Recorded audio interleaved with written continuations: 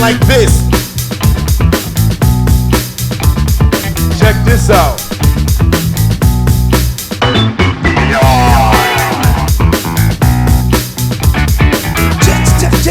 Check it out. What's it all about?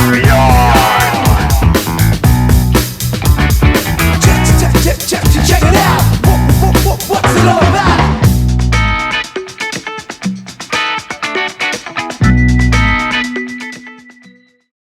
Hey everyone, it's Jason Bennett, and I am back with another episode of Beyond the Synopsis. It's a special interview feature where we talk with comic book creators, learn a little bit more about their projects from the typical synopsis you might read, and hear it from their words in their mouths themselves. Today, I am rejoined by just a great guy that I've admired, and I featured in my work in the past couple of years, put it that way. He's an actor, filmmaker, podcaster with the award-winning podcast The Writer's Block, which he co-hosts with the Deadliest Man in comics, Rylend Grant. I'd be remiss if I didn't mention that. True. He's an actor. He's a writer, and not just in TV and film, but also numerous comic titles, including properties such as Doc Savage, Bettie Page, The Shadow, Vampirella, and a number of ELVIRA team-ups. Oh, sure. Today, we're going to be talking about his new release that's coming out this Wednesday, January 7th from Image Comics, Radically Rearranged Ronin Ragdoll's Adventures number 100. Yes. It's an in-universe comic plucked from the pages, a fan favorite Drawing Blood series, and brought to life to enrich the world building. And I'm with the co-creator and writer in both Drawing Blood and Radically Rearranged Ronin Ragdolls, the suave, debonair raconteur, David Avallone. Welcome, David. Thank you for that kind introduction, Jason. It's nice to be back. It's been a while since we've chatted. Yeah, definitely. It's good to see you. And good to see you too. Great to see that the Ragdolls are coming out. Yeah. So for people who may not know, the Ragdolls, this isn't their first appearance. No. They've spun out of an indie series, Drawing Blood, that was co-created with David Avallone and Kevin Eastman. Yes. And it's kind of a story within a story, kind of a art imitating life, imitating art. So, David, give us kind of a little brief recap of Drawing Blood and how Ragdolls kind of birthed from that. Kevin and I met at a con at Emerald City Comic Con and became fast friends, which is lovely. And he's the nicest guy. Well, I always say he's the second nicest guy in comics because Stan Sakai is the nicest guy in comics. Yeah.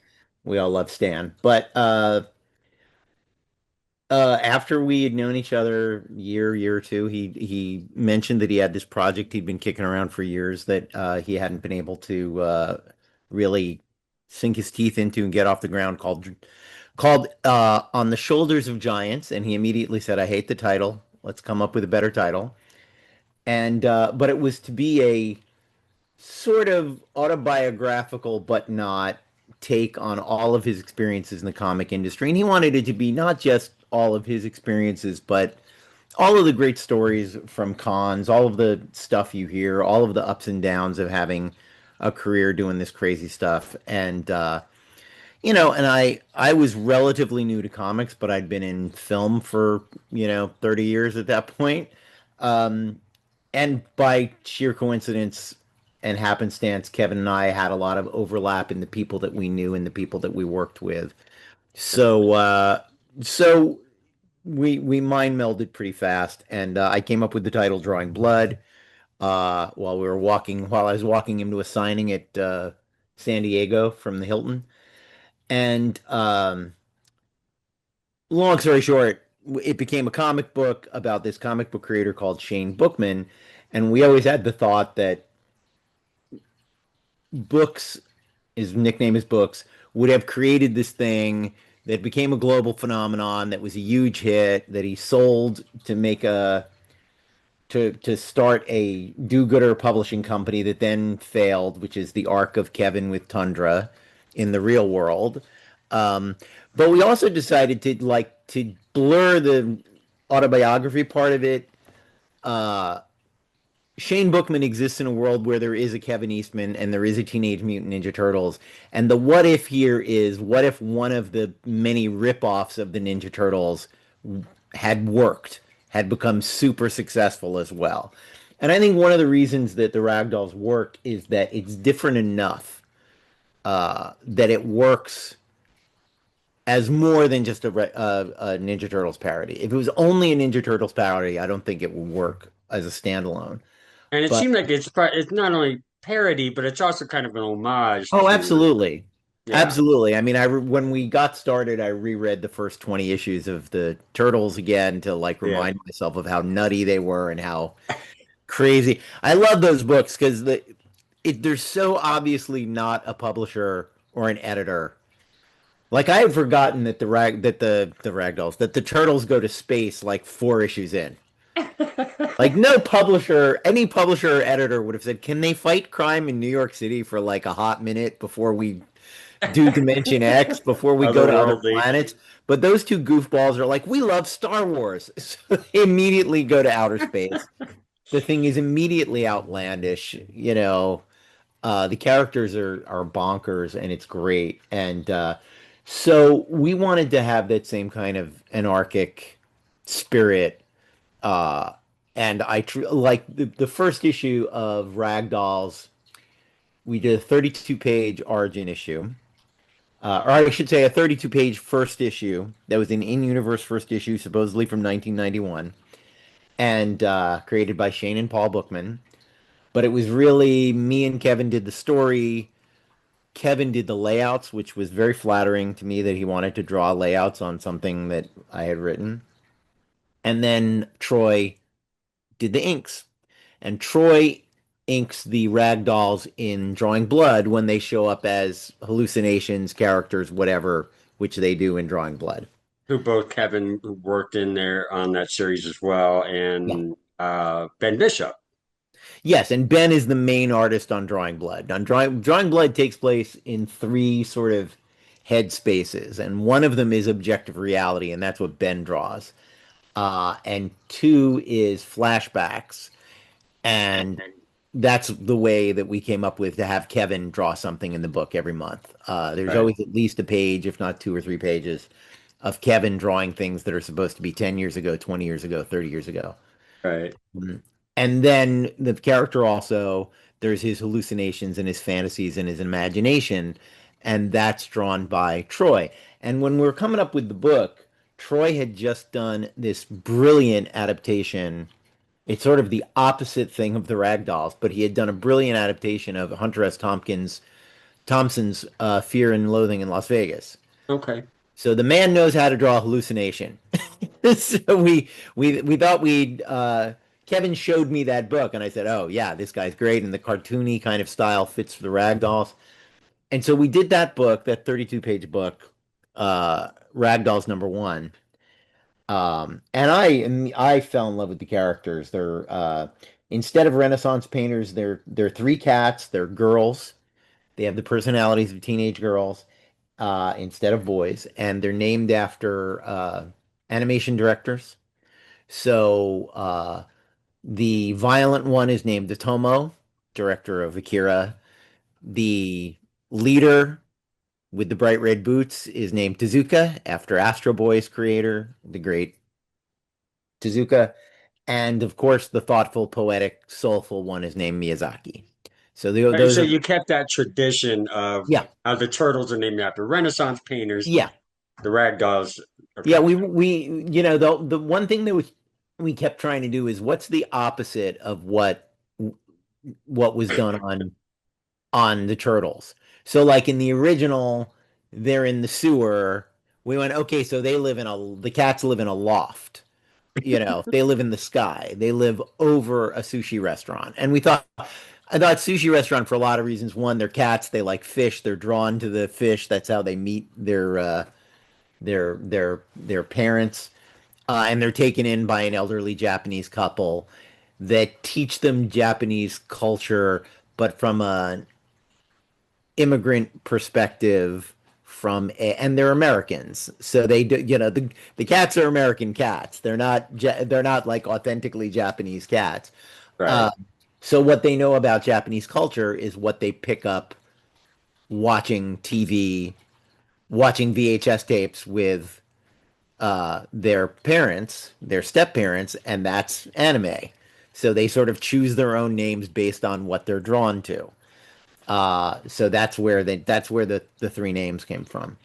And we always wanted to do more ragdoll stuff. And the origin of this special is that we went to Troy and said, okay, let's do Ragdolls number two. Let's continue the story from number one.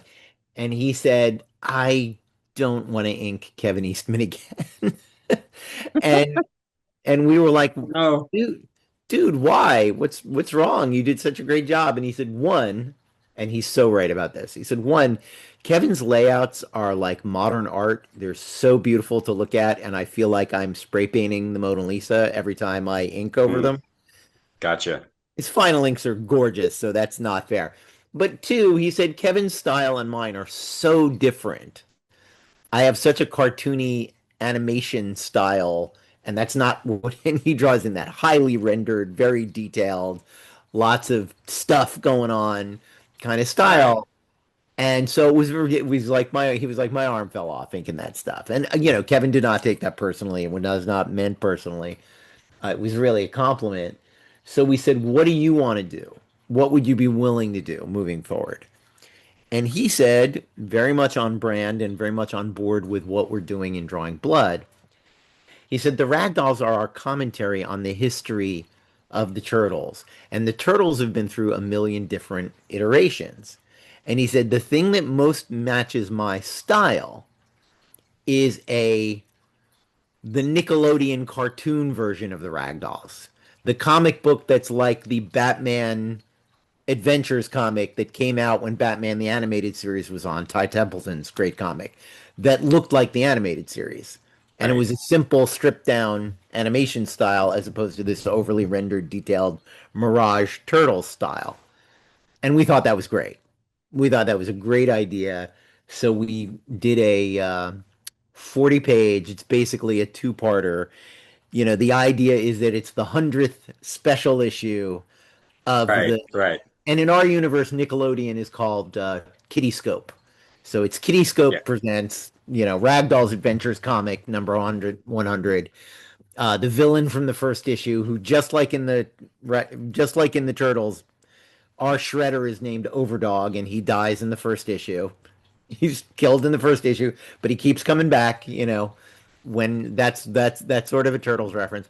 And the Right. thing about Troy is, even though I have written preschool animation Batman on a TV show called Bat Wheels. I hadn't started that yet when we conceived of this project, and Troy does a lot more children's media than I do. Stuff that's aimed at an under 12 audience. He does the Rick and Morty Dungeons and Dragons Adventures comics. He does a lot of Right. stuff. Right. He does a lot of stuff in that space, which I hadn't yet. And I said, have you got story ideas? And he said, yeah, actually, I've got ragdoll story ideas. And he came up with the story idea for this. And I said, you give me a beat sheet. Tell me what happens on every page, and I'll Stan Lee it. I'll dialogue it and make it a comic book script, and then you draw it. Yeah, because I noticed that on this, in the previews that we put out, there's the bodega cat. Um, Yeah. that you and Troy worked on a script together, but Yeah. Troy took on the story, the Hmm. art. He's even doing lettering, Yeah. and of course, Leonardo Ito joined in on Yeah. colors. Hmm. But just take this massive undertaking. But you got to work with him and kind Yeah. of shaping how this 40 piece Yeah. or Well, 40 we page. we encourage, I am the least dictatorial comic book writer, even though I write full script, I don't particularly do Marvel style. Right. Uh, Well, you know, I I always want the artist's input, and on this in particular, because it was his idea to go this direction. And Troy is also a comics writer. Troy has written comics. I wanted to see what he had in mind as a now, there are characters that I co-created with Kevin, and I'm a little fussy about their voices, about how they express themselves, about who who they are. So I Right. was like, I'll do the dialogue. You don't have to do that. Just tell me what you want to happen on every page, Sure. and we'll do that. And he did a great job, and I was very happy with the way it came out. And actually, we have a second one of these in process. The first issue, the first 20 pages is done. The second 20 pages isn't done yet, and Okay. it's called Mangaka, and it's the Ragdolls go. Kirby, their young friend, who's a human boy, uh, convinces them, just like the turtles, they can't go out in public without, you know, causing chaos. Sure. And their friend Kirby says, if you go to whatever fake name I came up with for New York Comic Con, I think I called it Queens Comic Con, uh, everyone will just think you're Ragdoll's cosplayers. They won't think you're the real thing. So they go to a Comic Con undercover as themselves, and wackiness ensues. And that's the we're still working on that one, but we're excited by Right. this one. The plot it's absolutely a kids' TV show plot that I myself probably could never have come up with, but Troy knocked it out of the park. And Nice.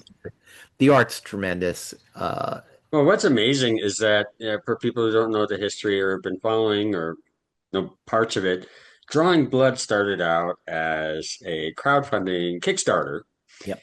and then through that, the Ragdoll's first issue was actually a stretch goal, Yep. and so it's debuted. So it's kind of this weird thing, and then Drawing Blood was picked up by Image Comics to be Yep. published, 12-issue maxi series, monthly-ish. I Yeah. know there's been Yeah. a few hiccups, but Issue 10 is coming sometime this month. right. I know it's coming. It's I don't coming. actually know what the release date is. But But it then is this it gets is published finished. by Yeah. is released with Image as well. Is the second issue that you're working on, is Image already giving you okay on it, or do you Yeah, still have to? I'm guessing we're going to be fine with Okay, they were very like I can't remember what email thread where Kevin or I casually dropped, oh, we got this 40-page Ragdolls one shot we still have never published, and we've had it done for like 3 years now.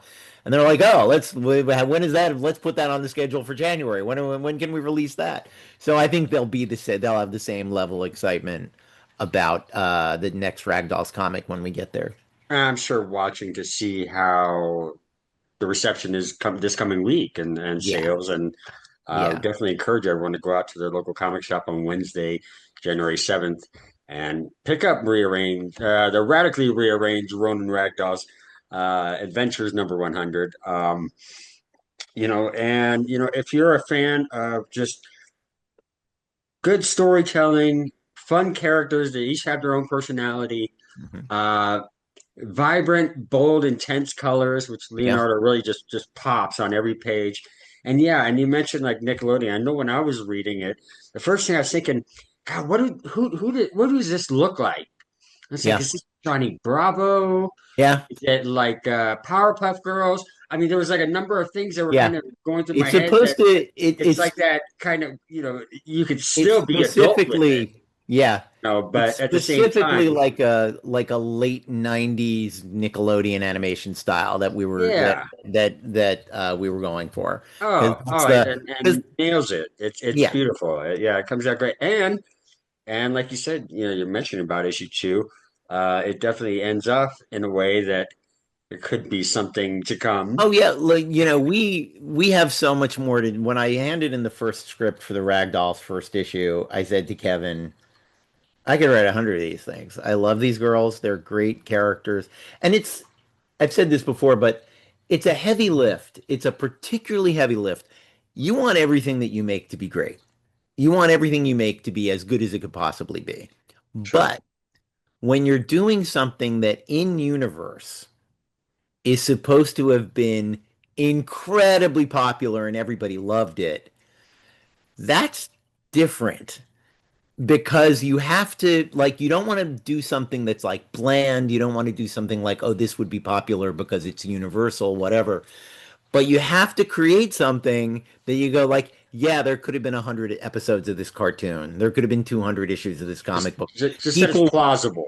It's yeah, very people would have been excited by this. Little girls would have right. gone crazy for this in 1991, and we would have had a parallel sensation to, Action figures, yeah, just the works, just exactly. merchandise. Yeah, there was a period, it has not come to fruition yet, but there's been a manga creator circling us for like 5 years saying he wants to do a manga of the Ragdolls, and I would love that. And it's funny Wow. because the first thing he said was, through a translator, was, "I want it to be like as true to your vision as possible." And I said, "No, man, go at like I want you to do the most Japanese thing you can possibly do. Like, don't worry about Sure. us. Don't." And even after saying I wanted to really honor your vision, we get the sketches back, and now there are four of them instead of three. There's a symmetry thing where it's R, and he's like, no, there can't be three cats and four words. Like that doesn't work. Okay. And then and he also did, and here are their forms when they turn into human girls. I'm like, okay, not a thing they do, but I love it. I love that there are four of them. I love that they turn into humans. Like, go whatever Oh, crazy ass way you want to go with it. And the turtles were not successful in Japan. yeah. And when they did a cartoon show, it didn't last. And I think by episode four, they were like turtles who turned into robots. Like that, they immediately they Like a tried to make it. Voltron or something. Yeah, they tried to make it popular, and it just actually never took off. So it's an interesting, not the way it did in the rest of the world. Um, and also the word ninja is kind of a hateful word in Japan. It means sneaky thief killer. It doesn't, it's not a heroic. Even Sure. even in England, they changed it to Teenage Mutant Hero Turtles instead of Ninja Oh Turtles wow. because Okay. ninjas are sneaky throat cutters. It's not a heroic word. But yeah, so that is the origin of the rag dolls, and I love the characters, and we will hopefully be doing even more with them down the road. But this is just Anime, I love it. That sounds like that'd just be a blast. I yeah. think that'd be Yeah, uh and that's the thing. Like, if you read Drawing Blood number 8, like, the I said, end of the second arc. yeah, we have 3 artists on every issue because of what we're trying to do. That had 5 artists, because the main character is having a breakdown, and one of the hallucinations during his breakdown is the superhero character created by his mentor who committed suicide. And Dave Acosta drew the character, Night Avenger. And I said, give me 80s Buscema. Give me John Romita. I want classic superhero cross hatching. I want the whole thing. And he did that. And then at the end of the issue, the person who kind of comes to his rescue is a young woman who draws a webcomic about a sort of tank girl-ish character named Get the Fuck Out Girl, GTFO Girl. And we Okay. had a young woman artist named Skylar Patridge drew that. Oh yeah, yeah, yeah. You Yeah, know, Scott does a lot of cover art. Skylar's Beautiful, great, beautiful work. but she did the comic book character GTFO Girl, and then she also did her morphing into her creator. Yeah, So like we love using the book to do that, to show like comic books are a lot of things, and here's what they used to look like, and here's sort of what they look like now, and here's the future of comic books sure. is this. And these are all valid forms of graphic sequential art, you know. Right, right. This and it's great. And yeah, like we're saying, the radically rearranged Ronin Ragdoll's Adventures number 100 coming out Wednesday, January 7th, Yes. which is New Comic Book Day. Yes. And it coincides with a signing appearance for Mr. Yes. Avallone. He'll be It's in Southern California at We Can Be Heroes, right? Yes, We Can Be Heroes in Chatsworth, a great store. Always very supportive. I think I start at 4 o'clock. Uh, Okay. let me It's check. afternoon, Yeah, evening kind of. yeah, four like probably something like 4 to 7. Yeah, after you get off work, come pick up your book, get it signed by Yeah, David. yeah, that's a great shop if you know, again, even if you live in like other parts of Los Angeles and just a little bit of a trip, it's worth a pilgrimage every now and again because it's a great shop. It's a big shop. It's got a lot of amazing stuff, and it's also uh Julio Galvez who runs it. It really turns it into a community center Nice. for comics people and nerds of all stripes. So it's I've it's seen them worth. online. I haven't been in their store yet. I want to get there next time I'm in LA. Yeah, please do. Um, last time I was in LA, I was just too busy getting my ass kicked by Rylend in his dojo. So, but next Yeah, time, this will putting be out more this will be a comic little shops. easier on you than that. Yeah, no Uh, one will no one will beat you. you know what? I hate to admit it, I kind of enjoyed it. Sure, But I'm not here to judge don't that. let, yeah, okay. And following that, you are actually going to do another signing just a little bit later Yeah, I have a at busy. Nowhere Comics that Yes, coincides with another release of yours, the Elvira and Horrorland. yes. So the first trade of Elvira and Horrorland should be out by then. But also we will be, I'll be signing and we'll be selling the Drawing Bloods and the Radically Rearranged Ronin Ragdolls 100 and all of that. And Nowhere is another great shop that's about an hour-ish north of San San Diego. Marcos, San Marcos. kind of, yeah. They had that Yeah, I skull or whatever for their logo, don't they? Like a think that's right. or side profile one or Yeah, something. but it's a great big shop with a great signing room in the back, and owner of that is named Matthias Lewis, and he's another great guy and very supportive There's so of. many great shops in Southern There California, really man. are. We I have an mean, the embarrassment list of. can go on. We could go Yeah, on with, you know, uh, Collector's Paradise, we can go Golden Apple. We get, we just run them House of down. Secrets in Burbank is another Oh, great shop. I don't know if you've been number of there. them. Terrific Uh, shop. so after the signing appearances and stuff, what do you got going on past The, that? So I say February on as far as the appearances weekend. or projects you have coming. Well, for one thing, the weekend after, I don't know which days I'll be there, but the weekend after the Nowhere signing, January 30th through February 1st is CreepyCon, which is a BeatCon. horror convention. It is not specifically a comics convention, but Julio from We Can Be Heroes um, has kind of talked them into the last 2, 3 cons having a comics room set aside.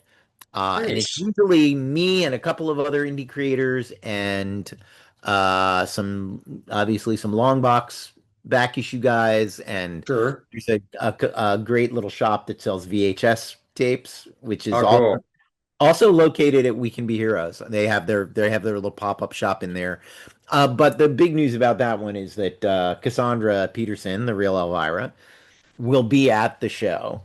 Um, so come and get something for me and have Cassandra sign it. Yeah, Particularly double whammy. if we have copies of Horrorland left by then. But yeah, that's a fun book, and I can't wait for that to come out. Then we have a backlog: Horrorland, Elvira in Monsterland, which is the sequel series, and then Okay. Elvira meets H.P. Lovecraft are Oh, all wow.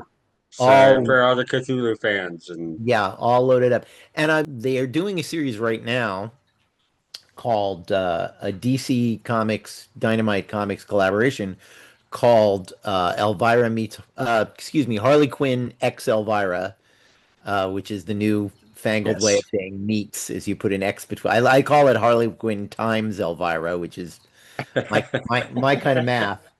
But it's a fun series. It's the great Jimmy Palmiotti and Amanda Connor doing it.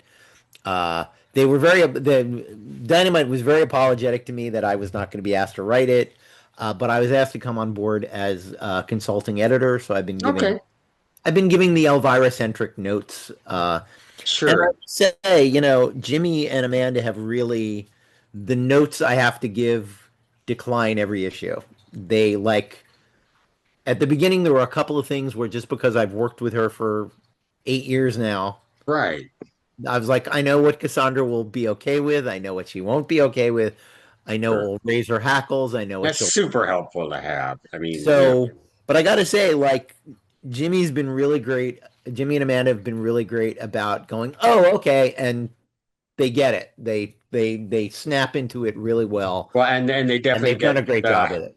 the Harley Quinn character, obviously, Yeah, yeah, no, that's that. Yeah, they're solid there. So it's great I having your have input in there to help them Yeah, I really have nothing mold to that. say in my notes about Harley Quinn or about how Harley is handled or about a single word that comes out of her mouth. That is all them.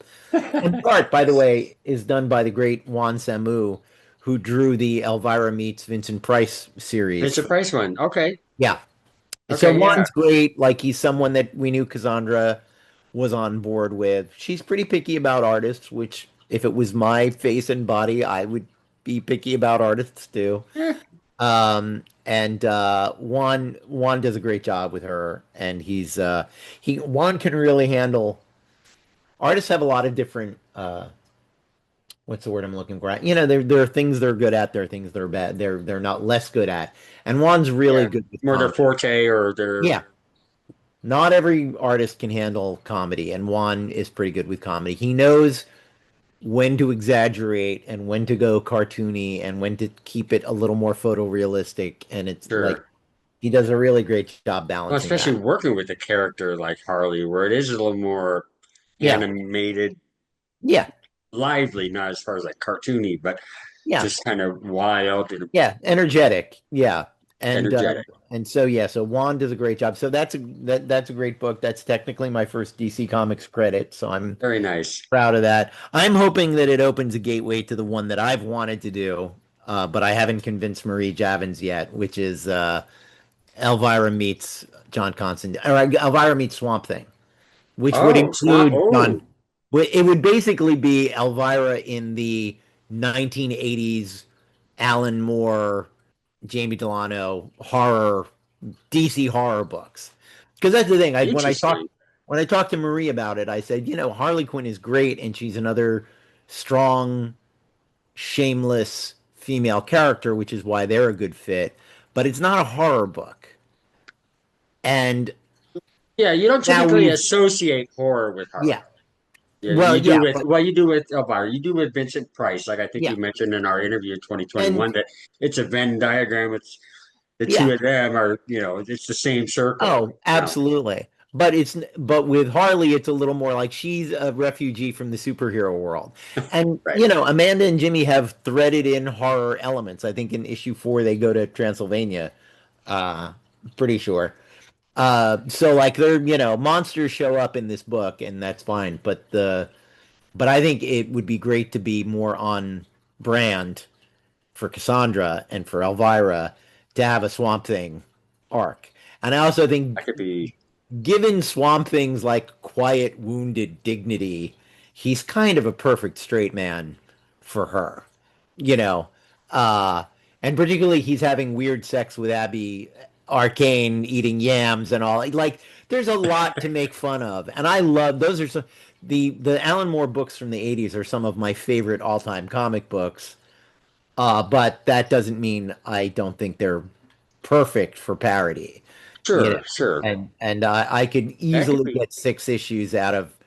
I could get an issue just out of her making jokes about Sting and the police about John Constantine. So, because I remember when nice. Constantine came in and how much he was just Bissett and Toddleben were just drawing Sting in every page, and it was great. Right, right. No, that's great. No, yeah, it'd be nice to see her. I could, never really thought about it, but you talk about Swamp Thing. I mean, and if in another DC Dynamite collab Yeah. or partnership or whatever, I don't know who else would. Dynamite doesn't have the rights to the Crow, do they? How No, about that's that? I mean that was Kevin actually. I don't know who ended up with the Crow rights after because it was originally Tundra Yeah, back I in the know day. things that licenses move around or get Yeah. bought and changed, so I don't know where. One thing I think I'd be remiss if we didn't mention. um, I think it's really important, and I really encourage everyone to check this out. Is you have this Patreon, which Oh, thank is you. really I've been seeing on your social media posts. I've gone to it, a number of tiers. It's a free sign up, and even for the free, you get you're going to get a couple things every month, Yeah, some yeah, weekly stuff. there's a You know, you're weekly going to get newsletter. connected. I preview stuff that I'm working on when they let me. I think my one of my frequent emails these days is to either my editor or to an artist saying, "Can I show people this? Can I show people this? Can I show people this?" And a But you lot of have times some archival stuff I too have a that you're lot of sharing. archival stuff. And I get the same questions about one, how do I break into the business, but also two, you know, help me write my comic book, help me understand how comic books are made, what's the process like. And I also see a lot of stuff online that's almost dangerously wrong about how show business works and how comic books are made and all that. That I decided a couple of months ago I was going to start writing a not a how to make comic books, but I call it how I make comic books. And that may sound like weird egomania, but the reason for it is everyone does it differently. And Sure. particularly in comics, like my big shock coming to comics from film and television was that there was no script format. That everybody does their own weird ass script format. Yeah, The first one I there's was no blueprint for, no, do A, do B, do C, submit it, and you got a book. and there's literally no like there's a screenplay format is what it is. If you deviate from it enormously, no one reads your stuff. Sure. Every comic book writer uses a different format for their scripts. And the honestly, the first one I was given was bad. Like it was given to me by a colleague who was published by the same publisher, and Huh? I looked at it and I said, this seems really counterintuitive. It's a lot of work, tab stops and centering, and I'm spending way too much time formatting this thing, and it's ugly to look at. Oof. But because everyone my editor didn't say anything, no artist said anything to me, everything was fine. I was like, okay, yeah, I don't like it, but I'll keep using it. And then I wrote the first script of Drawing Blood and sent it to Kevin, and he was like, "Script's great, man, but no offense, what is this whacked out format you're using? It's terrible." And I was like, "I know, Oh, I actually kind of hate it." And the first 20 comic books I wrote in that format. And he said, "Well, let me send you one of Tom Waltz's oh, nice. turtle scripts, and you can see a format that I think works much better." And I looked at it, I said, "No, this works. This is easy. This is just typing and no formatting." I Sure. changed one thing, which is Tom, and there's nothing wrong with this. Tom didn't number his balloons. Oh, okay. It's just dialogue, dialogue, character name, dialogue, character name, dialogue. And that's Okay. fine.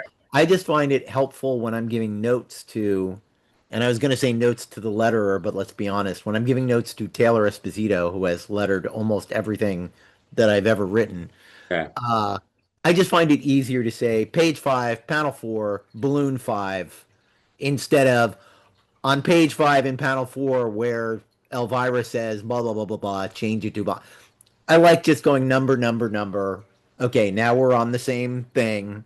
Right. There's no ambiguity. There's no like, oh, maybe she said that word in another paragraph. Well, It's that kind of makes sense, a little more crystal sense to clear. me. I've been seeing some letterers like over the last month or so, especially on Blue Sky.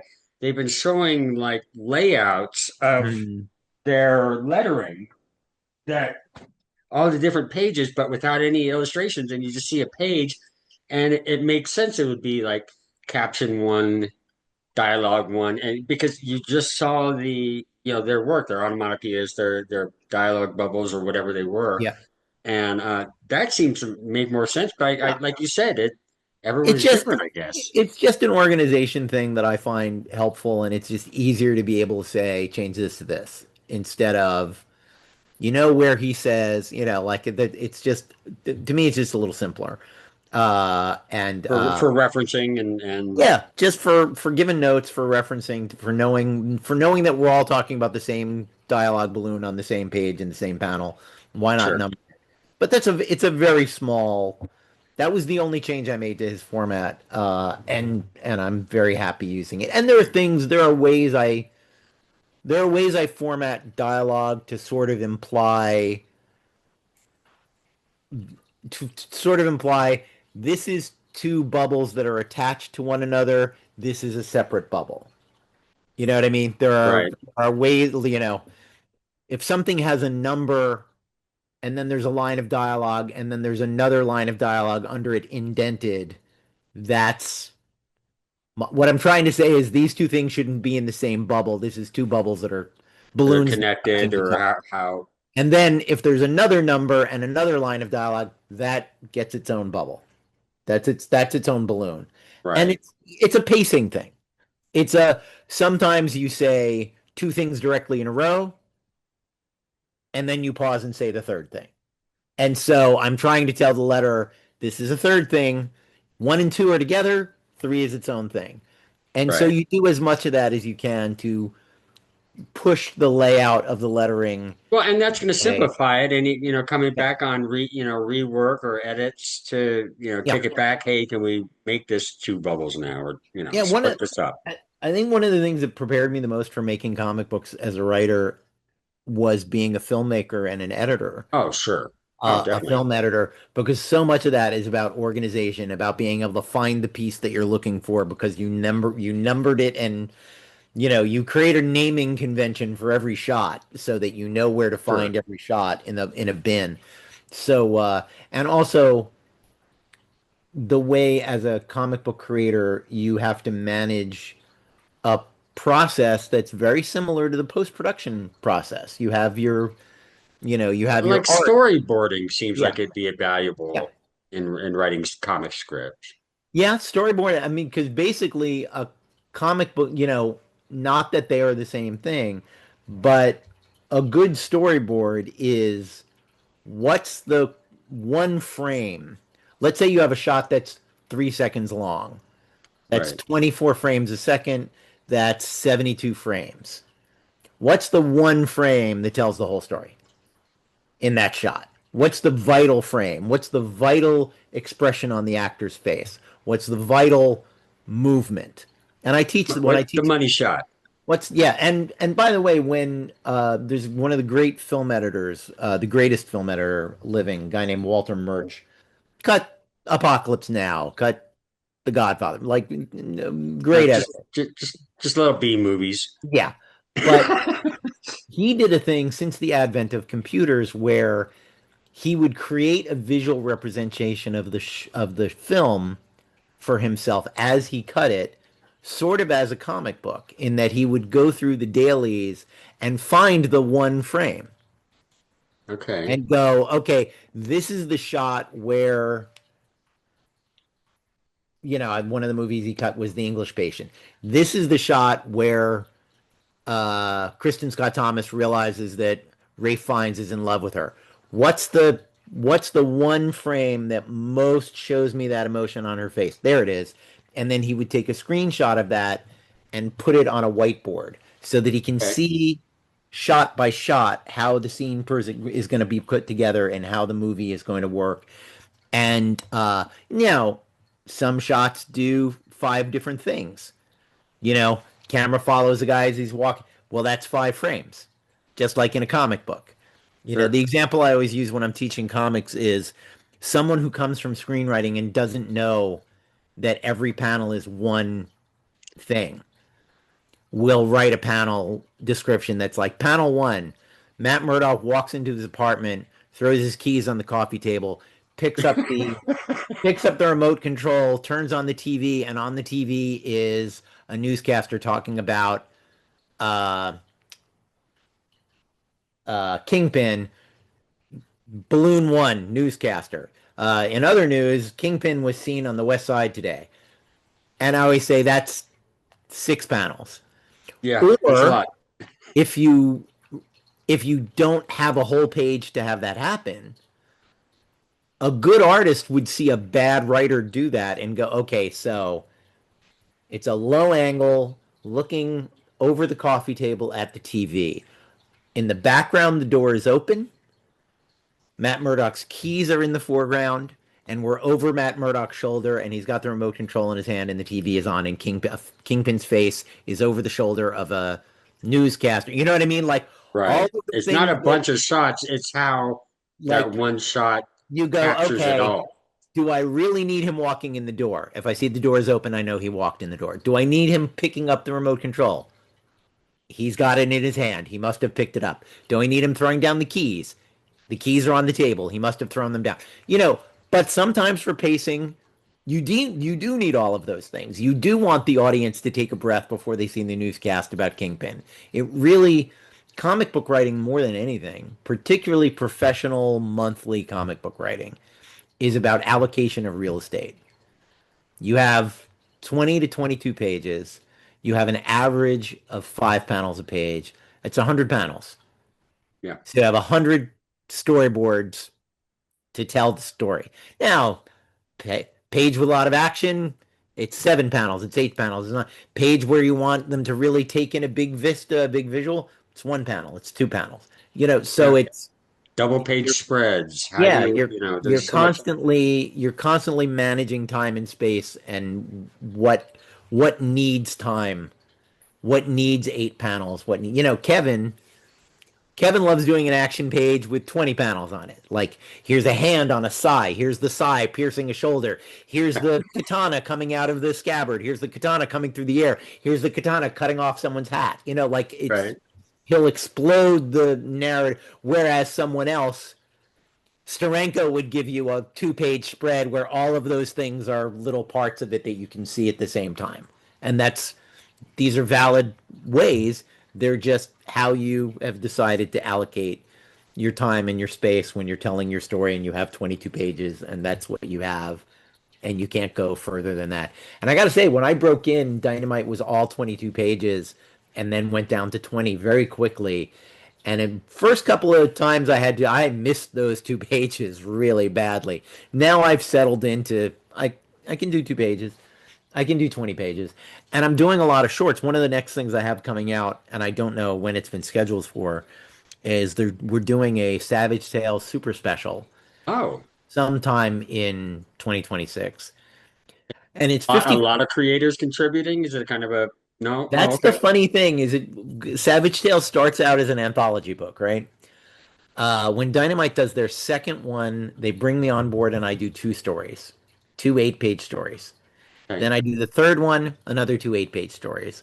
Then they come to me to do the fourth one, and they're like, do 3 stories, and we're going to reprint a Kurt Busiek Vampirella from another issue. That's another short. Great. This one, they were like, you're doing 4 stories, varying lengths. I think there's an Alan Quartermain story that's 14 pages. There's a Gulliver of Mars story that wraps up. I started doing a Gulliver of Mars serial in my first Savage Tales. So right now there are 24 pages in the first 3, and Okay. now there's a 16-page climax that wraps it Oh, all up. And then there's a 10-page Vampirella, no, 12-page Vampirella, 10-page Red Sonja. so with you taking on writing all that, do you have different artists to kind of differentiate the Yep. stories? Oh, okay, Yeah. okay. Yeah, it's four different artists, all really great. I've never worked with Sebastian Perez, and Oh, he's doing the Quartermain, and it's gorgeous. yeah. And Oh, I bet. that's a hard. I was worried about that one honestly because artists, like I said, artists have various strengths and weaknesses, but like going to a contemporary comic book artist and going, okay, this takes place in 1914 South Africa. And the Right. characters are mostly German colonial soldiers. And here's a ton of research about what those uniforms look like. And here are their rifles and their Right. swords and their guns. And here's what Alan Quatermain should look like. And here's what a dilapidated estate in South Africa in 1914 might look like. And like, there's a lot of, it's not like it's Vampirella, she's in New York City. You know what that looks like, right? Like, Sure. I don't have to tell you what a bar in New York City looks like. You know what that looks like. So it's certain things can be more challenging than others. And I had looked at Sebastian's work and really liked it. And I suggested him to Joe, and I was very excited that he signed on to do it. So yeah, the artists are all great. I'm spacing on remembering who is doing exactly what, and I don't want to get it wrong. Um, but it is funny. Like I follow a lot of artists on Instagram. I think that's where I found Sebastian. Oh, Uh, okay. and like the artist who's doing, is it Pasquale Qualina? The artist who's doing the Red Sonja piece, I actually first saw he posted like sneak previews of it to Instagram, and I'm like, I haven't actually seen these pages yet. Oh, Like wow. you should send these to me as well. But yeah, it's the art on it is really beautiful, and it's a nice big crazy book that I'm excited to have coming. Has there been a scheduled release or like No, time, that I don't know when that's all on. time, or like All, everything that I have coming from Dynamite, aside from the trade paperbacks, is a little like not scheduled for 2026 yet, but will okay, be. The okay, other big thing that I want to push is, and then we'll get back to the Patreon for a minute, yeah, sure. is I have a creator-owned book coming from Dynamite, which they almost never do, which is called Two-Fisted Fairy Tales. And it is about, this is a true story, and been a dream project of mine for obvious reasons since I was a little kid. I'm very excited to be doing it. It'll be a five-issue miniseries. It'll be drawn by Dave Acosta. We've been waiting for Dave to finish up some work on like Thundar the Barbarian, I think. Uh, Oh, he's okay. he's going to start drawing this month. I've already written two issues of it.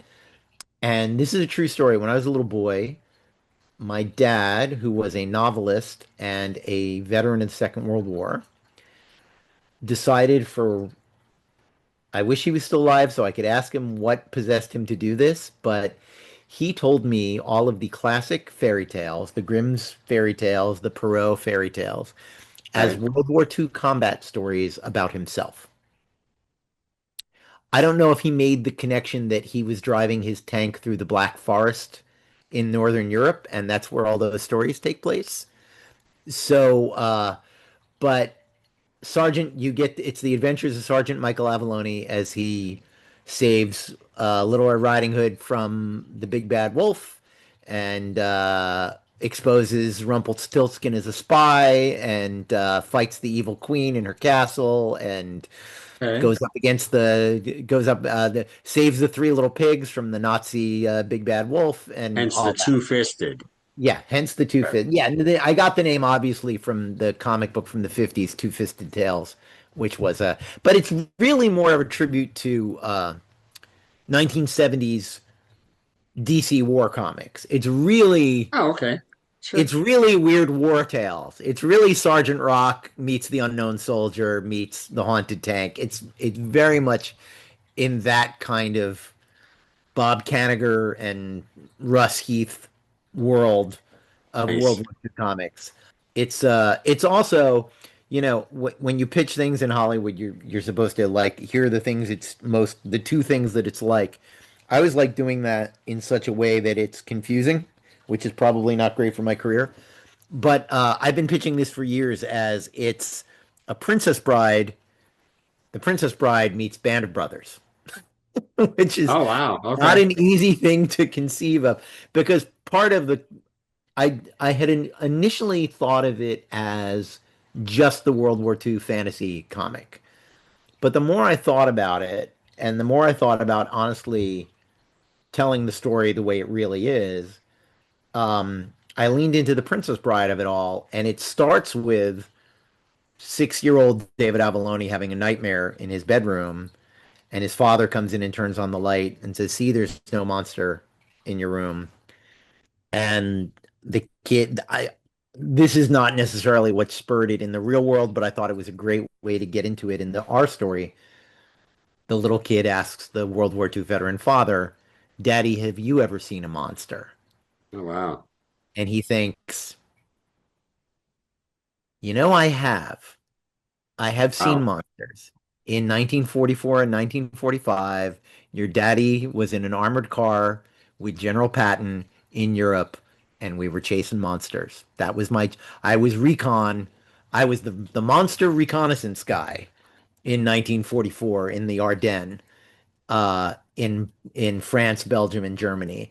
So it's if you do something, you always want to know why you're doing it and what it's about. And why do we tell kids fairy tales? We tell kids fairy tales because kids believe in monsters, and it's unfair, frankly, to teach kids that there's no such thing as monsters. So what we teach them is that monsters can be defeated, monsters can be controlled, monsters can be brought down.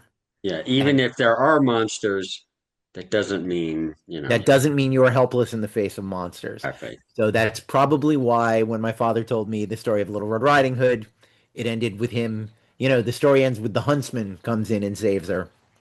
Uh, when he told it to me, it ended with him kicking the door open and shooting the wolf with his Thompson submachine gun, and saving Little Red Riding Hood. And that's How was that for you personally? Because I mean, just sitting here great. listening to this, it's made me think like, you know, did you find it like therapeutic in revisiting some of this stuff? Oh yeah. Did you kind of like bring back just reminiscing it and kind Oh of? sure. I mean, I'm sure it brought just a whirlwind of Yeah, emotions.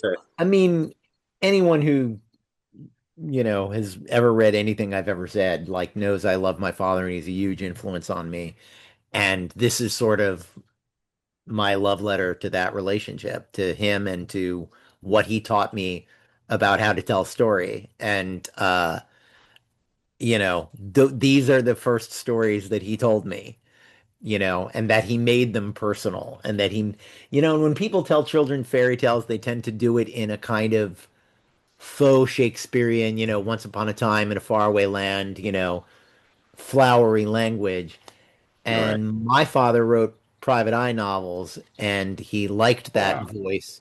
And so he didn't tell me the stories that way. Like when he told me Sleeping Beauty, it's like, so, the squad pulls into this small town in Belgium, and in the town square, there's this chick in a glass box and she's dead asleep. And they tell me no one can wake her up. A very Times Square, New York City, 1955 Okay. version of Grimm's fairy tales.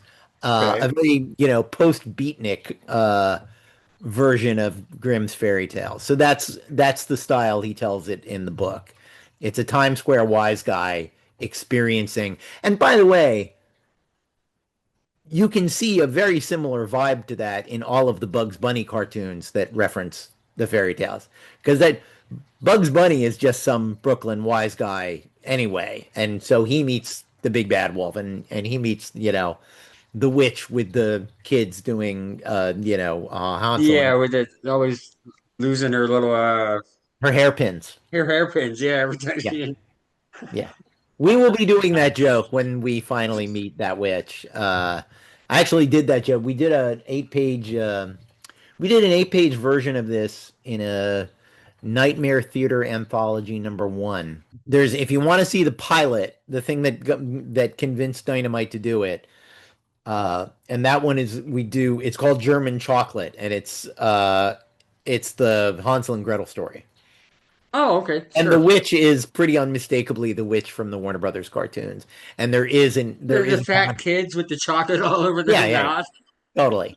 And there is a panel where she runs out of frame, and we see a couple of hairpins floating in the air after. Too funny. As Yeah, no, the fantasy elements in this comic will very much look like Warner Brothers cartoon Oh, fun. style of rendering rather than you know, I told Dave, the first thing Dave said to me when I asked him to do this was he didn't want to do it because he didn't want to draw tanks.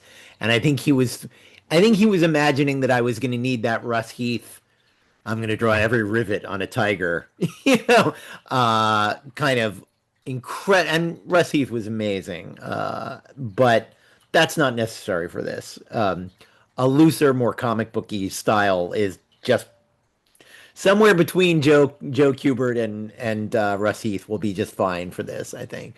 But yeah, so that'll be like I said, I've written two of those. I'm probably gonna write the third one this week. Dave's gonna get to work on the pencils, and we're I'm hoping to have it out, somewhere by the summer.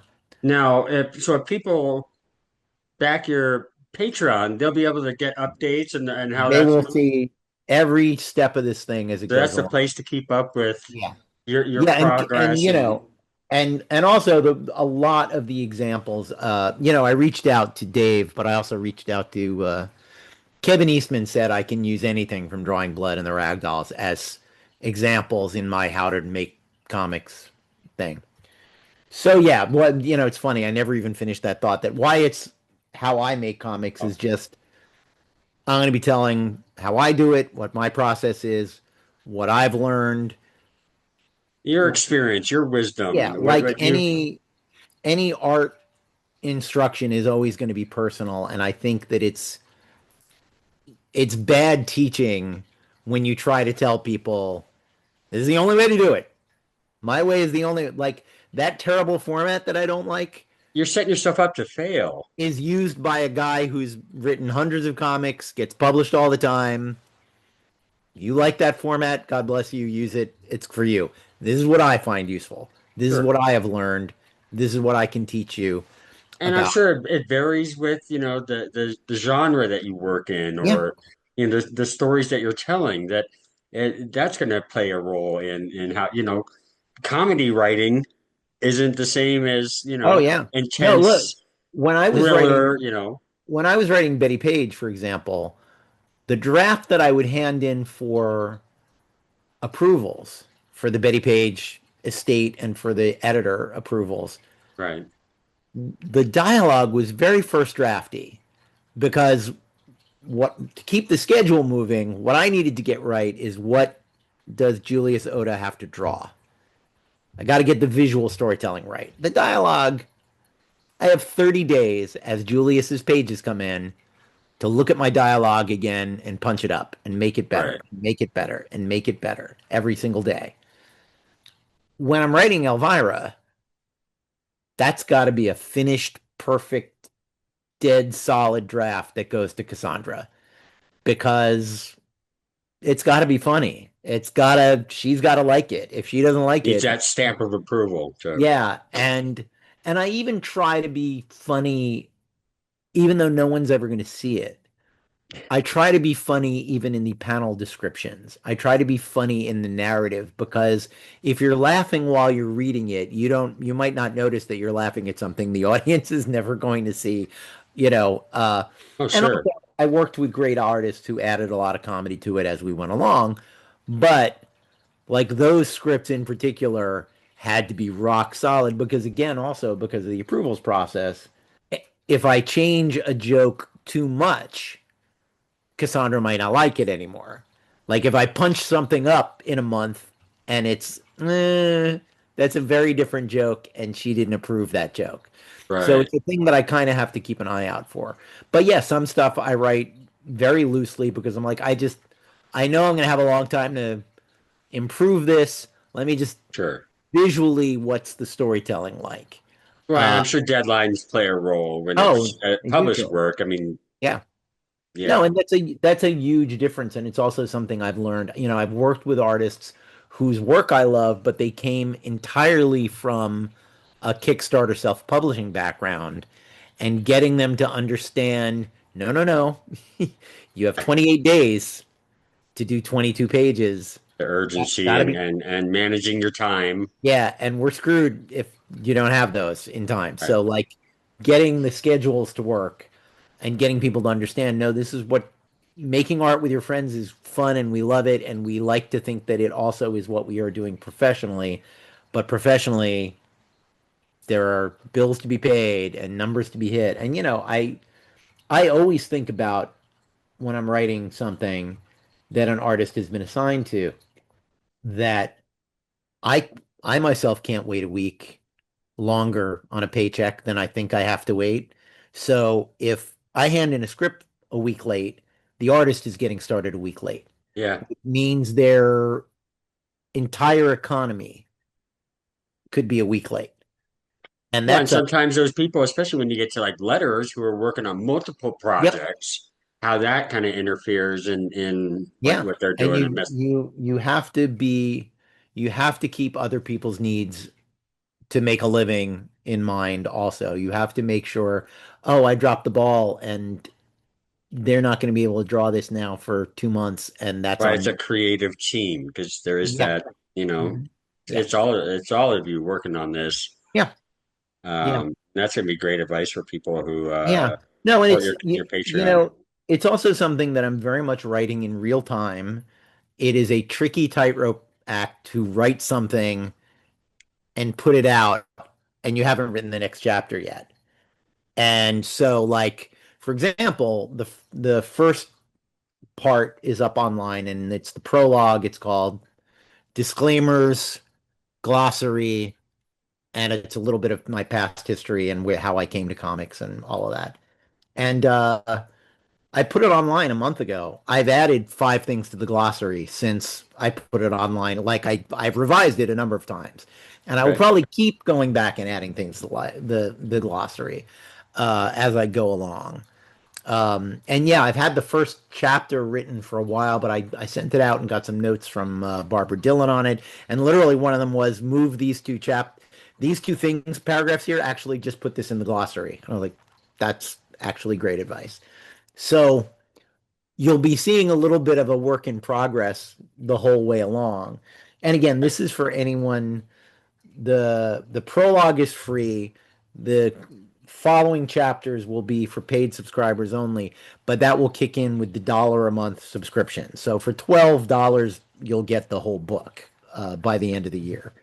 Yeah, there's a lot there for people, and I was really surprised with how much you are offering and making available.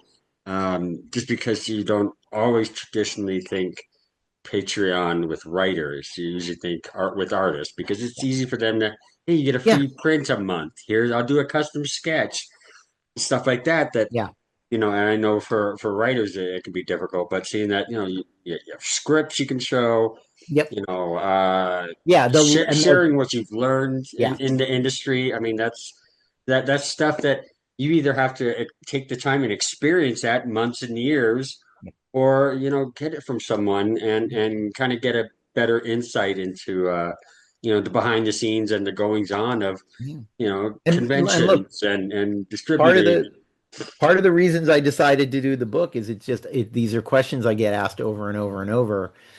And I try to be generous with my time and write, when it's someone I know, I respond to the email and say, and I Sure. answer their 5 questions or whatever, or their 20 questions.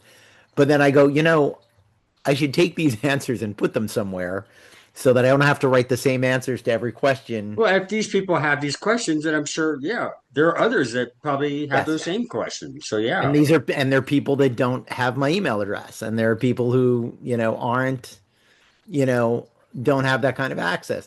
One of the things that I offer on the highest level is discounts on editorial services because right. there's a couple of comic series out now that I'm editing on because I've discovered in my old age that I actually kind of like helping people with their stuff as opposed to just doing my stuff. I like helping people. Yeah, no, it's I think when you're young and you're a writer and all your friends are writers, you spend a lot of time reading each other's scripts and giving each other helpful feedback and whatever. But it also happens that when you're young, some people are dilettantes and they're not very good, and you end up reading scripts and going, I don't know how to help this person. This is terrible. And the older I have gotten, the more I'm like, no, actually, the people that ask me for help with their scripts now are actually really good. And I can give them advice that will help them, that will actually it's dispiriting to be giving advice on a terrible thing to make it merely mediocre. It's great when you Sure. get something really good and you go like, I can help them push this into excellent. And that's a great joy. Help And them there's bring also it to that next level. That yeah, that and there's maybe also some there's a problem solving element to it that's pleasing. of like, oh, Sure. I know how story works and I know how to make this story do what the writer wanted it to do. And it's, it's impossible not to have some blind spots in your work about what you do.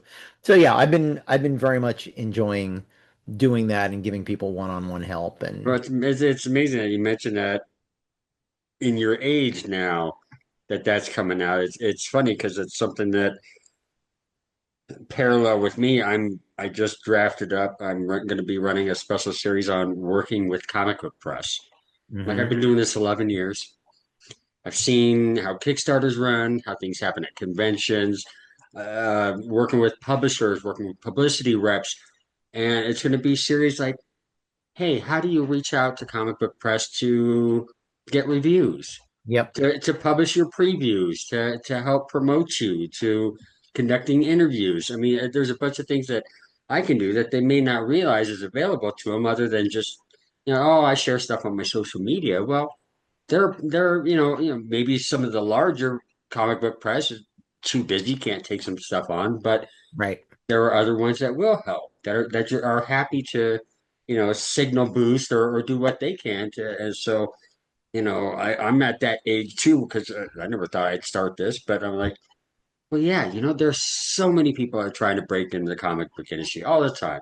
New people at Mhm. shows, maybe they've never had an official published work, or they've only done creator owned, or they don't know how to pitch to a publisher, or the right way to do things. And because I've gotten some crazy emails from some someone who's new to the business and they didn't really know how that relationship Yeah. looks or can look. And Yeah. so, I mean, it's a great thing that I think that you're doing too, that, Well, thanks. be able to pass Yeah, that it's on. I always tell the story that I became obsessed with networking when I was at Long Beach Comic Con, and Okay. they used to have this like creator thing the day before Long Beach Comic Con that was just all panels and all symposiums, and there was Okay. one on networking, and I didn't attend the one on networking. I was teaching something else or doing another panel, and they had a they had a networking cocktail party afterwards. And a Mm, young man walked up to me and jammed his floppy in my chest and said, I want you to read this. He didn't know who I was. He didn't know the first thing about me. He did not introduce himself. okay. I had not invited him to jam me in the chest with his comic book. And I said to him, did you attend the forum on networking just now? And he said, I did. And I said, and no one told you not to do this? Because this is the worst possible version of networking you There's can do. probably a better way you could have. You're at a cocktail party. You are begging me to throw this in the garbage because now you've given me something I have to walk around with in my hand. Like I didn't have a briefcase over my shoulder. I didn't. I was like, what am I supposed to do with this object that you've handed me that I'm now going to use as a coaster because of how disrespectfully you've Well, and that started? just, I think, just comes from the inexperience or Yeah, not, yeah. It's and not there. I mean, it's not. He wasn't a bad person. It's just oh, he I'm sure. he had been It's just the naivete of yeah he had the been industry, poorly the ins and served. outs, and kind of Yeah. what the protocol may be, or Yeah. He had been poorly served by anyone who would ever talk to him about how that's supposed to go. So, well, and that's the I, thing I think that we have to prevent and to some extent because there could be some hidden talent, yeah, some creative, just artistry in there that the world should see, but he just doesn't know how to about doing it right. yeah. So it seems like a thing that's needed. Um, and when I do a panel, I'm talking to, maybe 100 people if I'm very lucky. We talk about this stuff on the podcast. People listen to that. It has an audience, but we haven't done a new episode in a while. So this just seems like the best way for me to have when someone asks me one of these questions, I can say, that's covered in chapter two, which is on my Patreon. Go take a look at, Sure. for $1.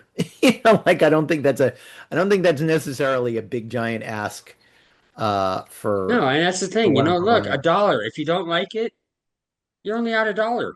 Yeah. I mean, I and mean, if there you end are up not deciding to, but at the same time, you might be going, well, I'm getting a lot of value here for a Yeah. dollar, And look, there a are three dollar, or there are successful creators. I think Jim Zub is one of them who put like all of their stuff, all of their thoughts about this stuff online for free and all uh, of the helpful stuff they can do.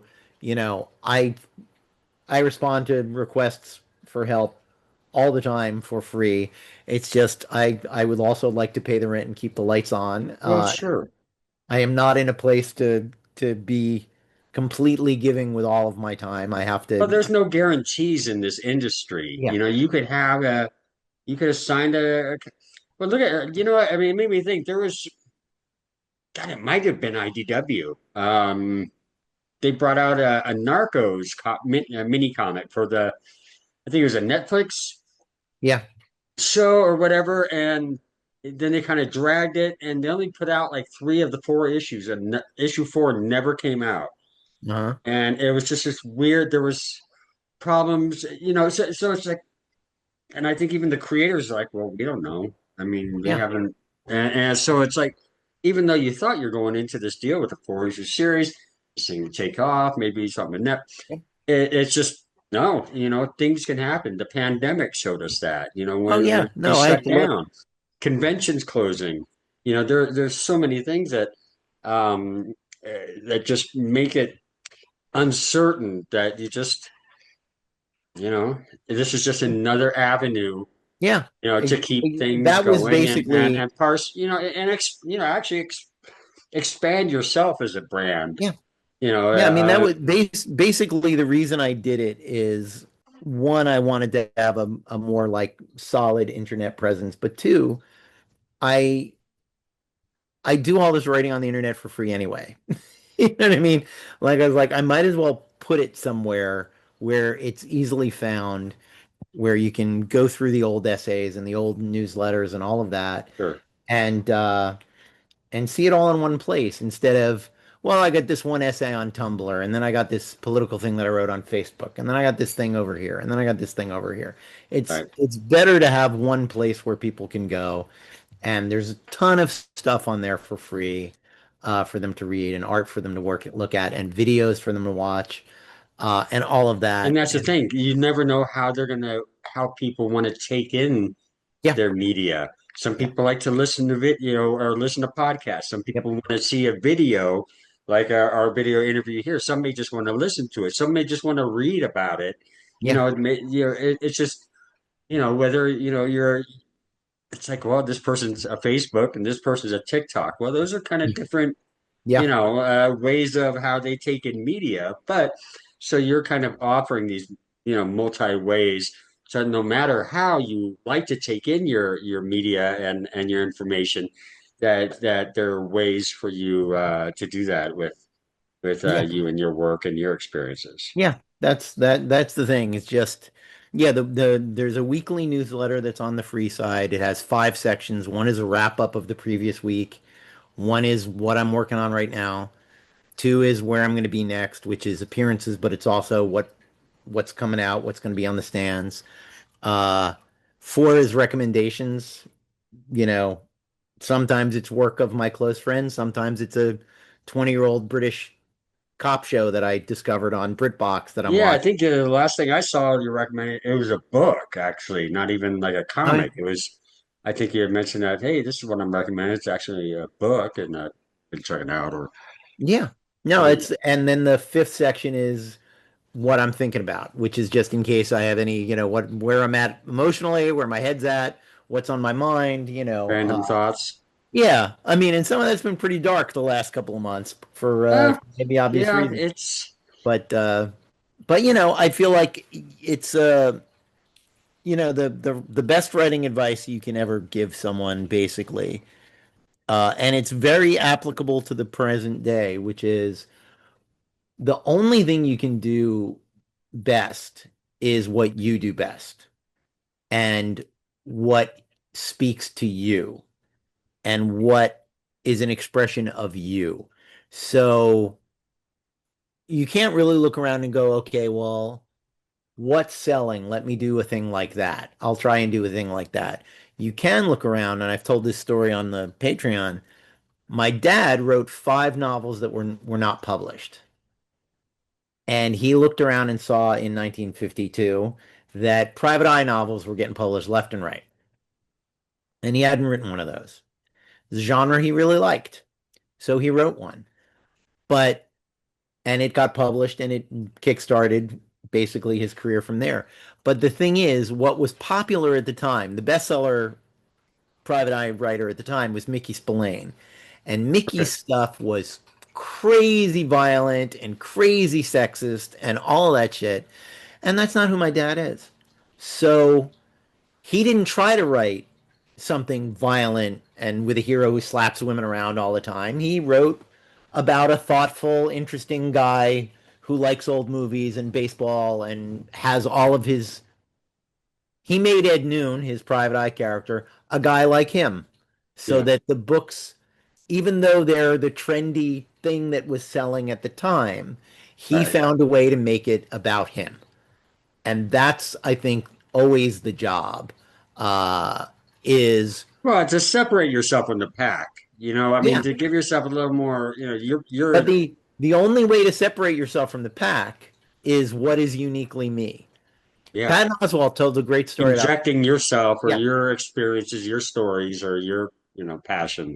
I'm paraphrasing, but Patton Oswalt said this about Twitter probably 10 years ago that like something happens in the news and there's a really obvious joke you can make about it. Everybody will make that joke. And if you make that joke, particularly if you're a professional writer or comedian, you look sad. You look like a hack. I think he said like he made some joke about current events and someone said to him, "Oh, our Sparklets guy made that joke."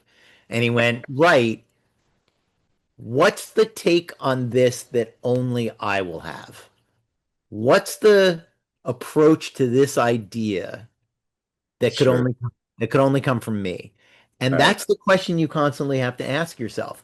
Every story has been done, every cliche situation has been done. So when you approach the cliche situation, you have to go, what's my take on the cliche situation? Right. Like my one of my favorite knockoff examples, uh, David Mamet has gone nuts and he is not worth listening to anymore. But he made a movie called, very bland title too, called Heist. And there's a scene Okay. where Danny DeVito pulls a gun on Gene Hackman. And in that situation, the bad hack writing thing is I'm going to count to three. So what he has Danny DeVito say is, I hate to do something as cliche as count to three, but one, like so he at least goes like this is a cliche situation we find ourselves in. I Right. can't Right. You can't just have the guy pull out the gun and say, I'm going to count to three, because that's terrible. But I you had can at just least, seen something where the guy was like, yeah, the villain was like, "Oh yeah, you know what?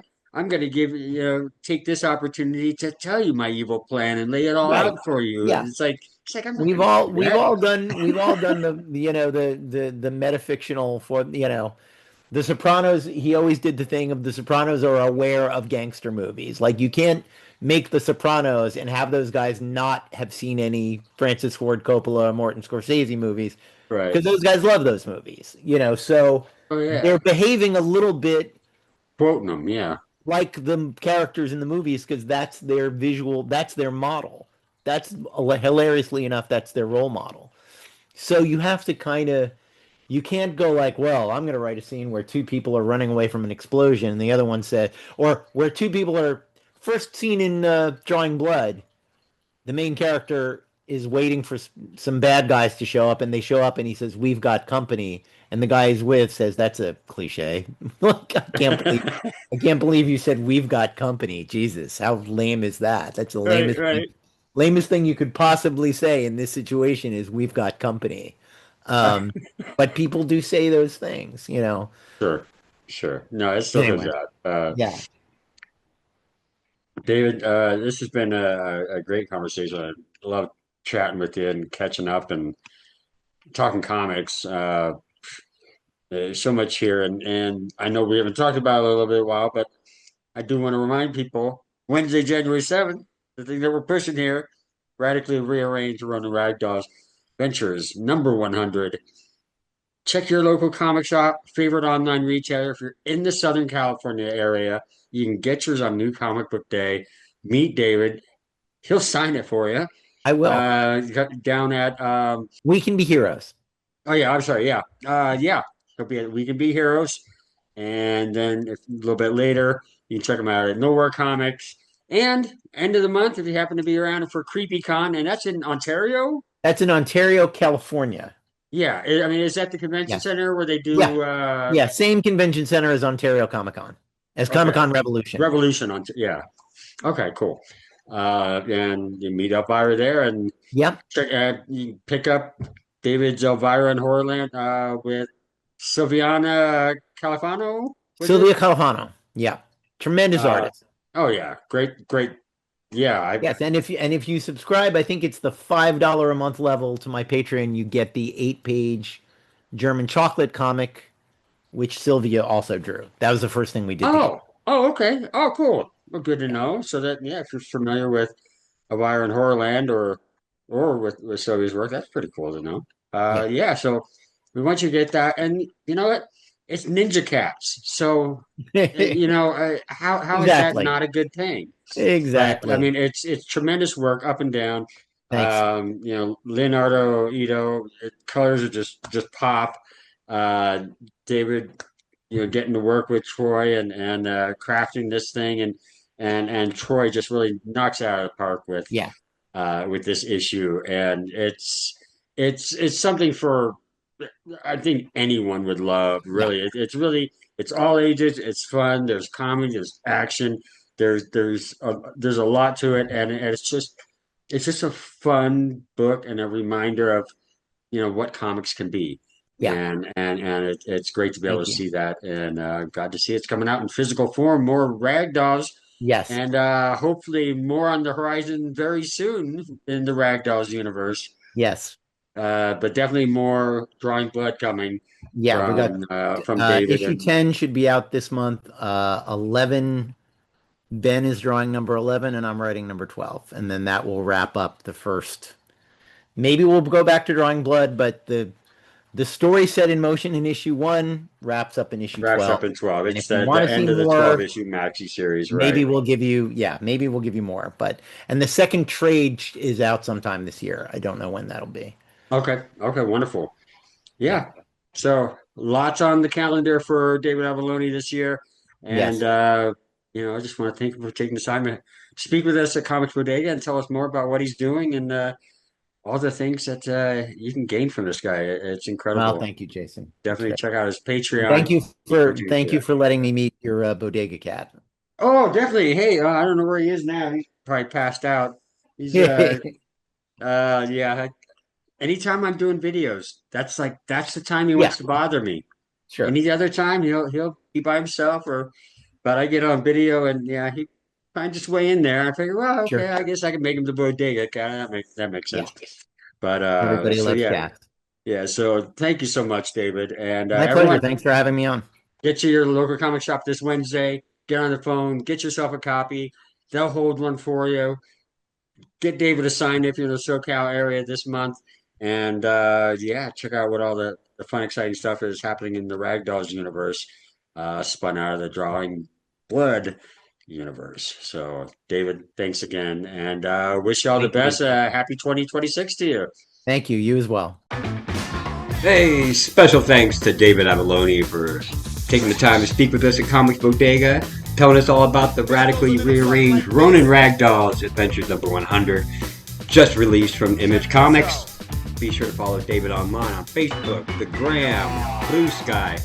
Go over to Patreon, sign up, it's free, and check out all the things you can score by being a patron of David Avallone. And for more from Comics Bodega, you can follow us on Facebook, the Gram, Blue Sky, at Comics Bodega, and you can visit us at comicsbodega.com. If you're enjoying this video and interview, give us a like, leave a comment, heck, even subscribe, where you can keep finding content spotlighting the comic book industry. Thanks for watching.